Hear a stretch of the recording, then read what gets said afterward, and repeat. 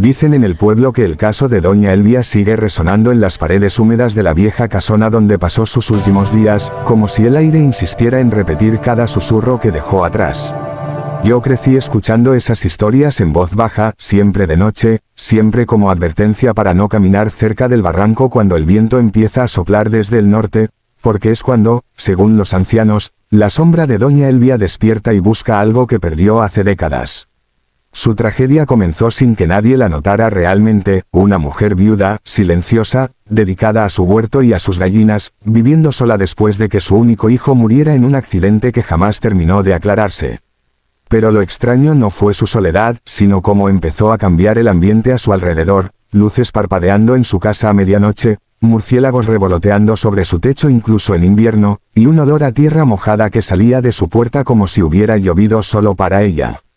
Los vecinos la veían caminar por la vereda del río murmurando palabras que nadie podía entender, cargando una muñeca vieja que jamás habían visto antes. Y aunque algunos decían que era solo el peso de la tristeza, otros aseguraban que desde la muerte de su hijo, algo más la acompañaba, algo que no pertenecía ni a este mundo ni al siguiente. La noche en que todo cambió fue una de esas en que el cielo parecía aplastarse contra el pueblo. Un viento helado rugía entre las tejas y el alumbrado público se apagaba y encendía como si una mano invisible jugara con los cables. Yo estaba afuera cerrando la puerta del corral cuando escuché el grito. No era un grito humano, o al menos no uno como los que uno escucha todos los días. Sonaba como si viniera de alguien atrapado entre el dolor y la locura, con un temblor tan profundo que me congeló las piernas. Corrí hacia la calle y vi a varios vecinos asomados, todos con la misma cara de espanto, mirando hacia la casa de doña Elvia. Las ventanas ardían con una luz rojiza y podía escucharse algo golpeando desde adentro, como si alguien o algo intentara salir. Nadie se atrevió a acercarse, ni siquiera los más valientes. Era como si el aire alrededor de la casa se hubiera vuelto espeso, cargado de electricidad, y cada paso hacia la puerta exigiera una valentía que simplemente no teníamos. Luego, de repente, la luz se apagó y un silencio insoportable cayó sobre todo el pueblo. Solo el viento siguió moviéndose, como si esperara el siguiente acto. Cuando finalmente llegó el amanecer, un grupo pequeño se armó de valor para entrar en la casona. Yo iba con ellos, más por miedo a quedarme solo que por coraje verdadero. Al abrir la puerta, un olor a humedad antigua nos golpeó el rostro, mezclado con algo metálico, como hierro viejo. Dentro, las paredes estaban cubiertas con símbolos trazados en una sustancia oscura que preferí no identificar. La mesa estaba volcada, las sillas rotas, y la muñeca que doña Elvia siempre cargaba descansaba en el suelo, pero su rostro, antes sucio y viejo, aparecía ahora cubierto por lo que parecían pequeñas grietas, como si hubiera envejecido 100 años en una noche. Caminamos hacia la habitación principal y allí la encontramos, doña Elvia sentada en una esquina, con los ojos completamente abiertos, mirando algo que nosotros no podíamos ver, con la boca entreabierta como si aún intentara decirnos algo. Pero lo más perturbador fue notar que su sombra no coincidía con la luz que entraba por la ventana. Mientras su cuerpo permanecía inmóvil, su sombra temblaba, extendiéndose hacia nosotros como si buscara tocar a cualquiera que se acercara demasiado. Los médicos dijeron que había muerto de un paro cardíaco, probablemente provocado por el miedo. Pero nadie creyó esa versión porque, conforme avanzaban los días, más cosas extrañas comenzaron a ocurrir. Las gallinas del pueblo dejaron de poner huevos, los perros ladraban hacia la casona sin descanso, y por las noches se escuchaba un arrastrarse suave, como de pies descalzos caminando sobre la tierra. Algunos vecinos aseguraban ver una figura parada en el umbral de la casa, observando hacia las calles como si buscara algo perdido.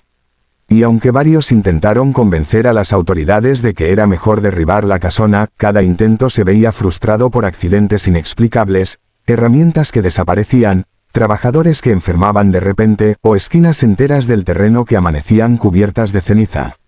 Fue entonces cuando el abuelo Julián, el hombre más viejo del pueblo, nos contó lo que sabía, que doña Elvia había hecho un pacto, uno que había comenzado mucho antes de la muerte de su hijo, uno que intentó romper pero que terminó consumiéndola. Según él, la mujer había acudido años atrás a un curandero que vivía en las montañas, buscando una forma de proteger a su hijo de un destino que ella presentía como inevitable. El curandero le ofreció un ritual antiguo, uno que ataba el alma del niño a un objeto, una muñeca que serviría como guardiana. El precio era alto, debía alimentar al espíritu protector con pequeños sacrificios de intención, ofrendas, velas, rezos, recuerdos. Pero, como suelen ocurrir estas cosas, lo que empezó siendo un favor terminó volviéndose una dependencia, y la muñeca fue tomando cada vez más control sobre la vida de la mujer. Cuando el hijo murió, el vínculo entre ambos se trastornó, y lo que debía proteger se convirtió en un ancla que mantenía al espíritu atrapado entre dos mundos. Doña Elvia, atormentada por el dolor, intentó romper el pacto, pero la entidad, alimentada por años de devoción, no estaba dispuesta a liberarla tan fácilmente. Esa explicación encajaba con todo lo que habíamos visto, pero también abría la puerta a un nuevo miedo. Si la entidad estaba suelta, ¿qué buscaba ahora? Las noches siguientes a la muerte de la mujer se volvieron aún más inquietantes. Desde mi ventana escuchaba pasos lentos recorriendo la calle, siempre deteniéndose cerca de mi casa para luego continuar hacia el barranco. Los más jóvenes juraban haber visto una figura pequeña, como la silueta de un niño, escondiéndose entre las sombras. Una madrugada, 3 gatos aparecieron muertos frente a la casona, dispuestos en forma de triángulo, como una advertencia que nadie entendía. A pesar de todo, el pueblo evitaba hablar del tema, era como si cada palabra pronunciada en voz alta le diera más fuerza a aquello que nos acechaba. El punto de quiebre llegó cuando Mateo, un niño de 9 años, desapareció camino a la tienda. Su madre lo vio salir, pero nunca llegó a su destino. Las autoridades buscaron por todas partes, pero no encontraron ni rastros de él. Fue entonces cuando el abuelo Julián, desesperado, nos llevó al barranco y nos mostró un sendero escondido por la maleza, uno que él recordaba haber visto cuando era joven. Allí, en medio del silencio del bosque, hallamos algo que heló nuestra sangre, la muñeca de doña Elvia, sentada sobre una roca, mirando hacia el vacío, con el brazo extendido como señalando un punto más profundo del barranco. Esa visión hizo que varios retrocedieran, pero Julián avanzó, murmurando palabras en un dialecto que nadie reconoció. El viento se detuvo de golpe, como si escuchara. Mientras él realizaba su extraño rezo, escuchamos un sollozo débil proveniente del fondo del barranco. Corrimos hacia allí y encontramos a Mateo, temblando, con los ojos llenos de lágrimas, diciendo que una señora vieja lo había llevado hasta allí, asegurándole que su mamá lo estaba esperando. El niño seguía señalando hacia los árboles diciendo que la mujer seguía allí, aunque nosotros no veíamos nada. Lo tomamos en brazos y escapamos del lugar tan rápido como pudimos, pero mientras subíamos, el viento volvió a rugir y un crujido resonó en los árboles, como si algo enorme estuviera moviéndose entre las ramas. Decidimos quemar la casona. No había otra opción. El abuelo Julián dijo que la única manera de romper el vínculo era destruir el último refugio de la entidad. Esa noche, varios hombres del pueblo empaparon la casa con queroseno y le prendieron fuego.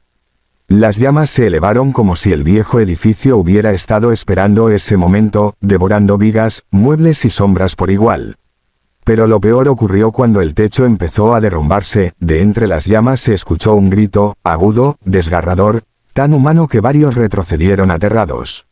Algunos aseguraron haber visto una figura pequeña correr dentro de la casa antes de ser consumida por el fuego. Nadie tuvo el valor de comprobarlo. Desde aquella noche, el pueblo intenta seguir adelante, pero todos sabemos que algo quedó marcado en ese terreno. Algunos dicen que fue el final del tormento de doña Elvia, otros creen que solo fue el comienzo de algo más profundo.